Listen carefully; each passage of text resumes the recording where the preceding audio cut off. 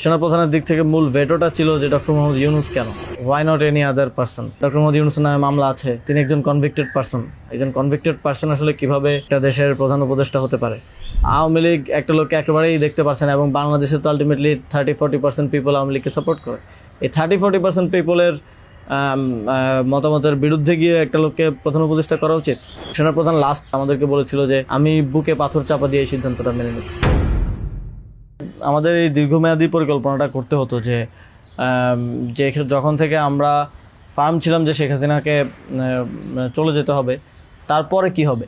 আমরা তো আর শেখ হাসিনা চলে যাওয়ার পরে দেশটাকে ছেড়ে দিতে পারি না। তো এই জায়গা থেকে আমরা দেখা যায় যে এই চিন্তাটা আস্তে আস্তে আসতে থাকে। কিন্তু ওই সময়টাতে আসলে এটা বিশ্বাস করাও কঠিন ছিল যে 5 তারিখের মধ্যেই হয়তো হয়ে যাবে। আমাদের তো এমনকি সশস্ত্র অভ্যুত্থানের প্রস্তুতি